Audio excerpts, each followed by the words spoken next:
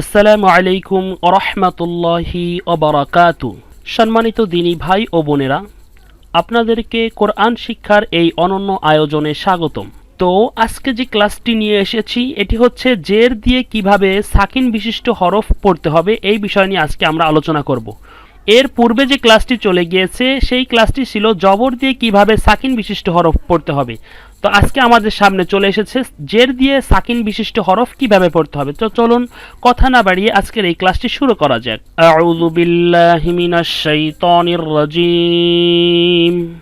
বিসমিল্লাহির রহমানির রহিম। সর্বপ্রথম আমাদের জানতে হবে সাকিনওয়ালা হরফ কিভাবে পড়তে হয়। তো পূর্বের ক্লাসেও আমি বলেছি, তো আজকের ক্লাসেও আমি আবার বলে দিব। এই চিহ্নটাকে বলা হয় সাকিন। তো এই চিহ্নটা যেই হরফের উপরে আসবে ওই হরফটা সাকিন বিশিষ্ট হরফ হয়ে যাবে। তো যেই হরফের উপরে সাকিন আসবে ওই হরফটা একবার উচ্চারণ করতে হবে। এই হরফটা আমরা একবার উচ্চারণ করব, কিন্তু এই হরফের উপরে নিচে কোথাও জবর জের পেশ কিছু নেই। তাহলে আমাদের একবার উচ্চারণ করতে হলে পূর্বের হরফে অর্থাৎ সাকিন বিশিষ্ট হরফের ডান দিকে যেই হরফের উপরে অথবা নিচে অর্থাৎ হরকত থাকবে সেই হরকতের সঙ্গে এই সাকিন বিশিষ্ট হরফ একবার মিলিয়ে পড়তে হবে। তো সংক্ষেপে বলা যায় সাকিনওয়ালা হরফ তাহার ডান দিকের হরফের হরকতের সঙ্গে একবার মিলিয়ে পড়তে হয়।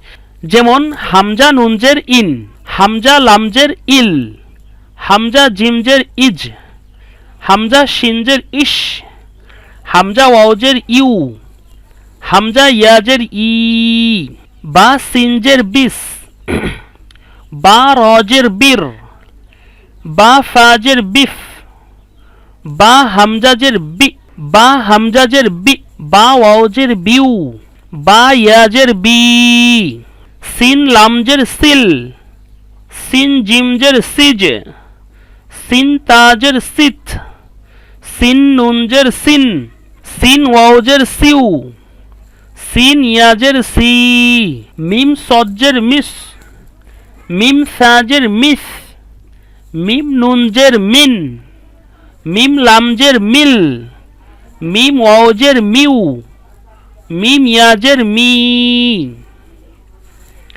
ফা রজের ফির, ফা জাজের ফিজ, ফা হাজের ফিহ, ফা হামজাজের ফি, ফা হামজাজের ফি, ফা ওয়াওজের ফিউ, ফা ইয়াজের ফি।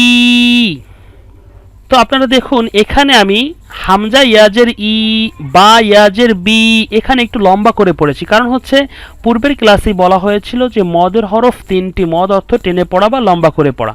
মদের হরফ তিনটি, আলিফ ওয়াও ইয়া।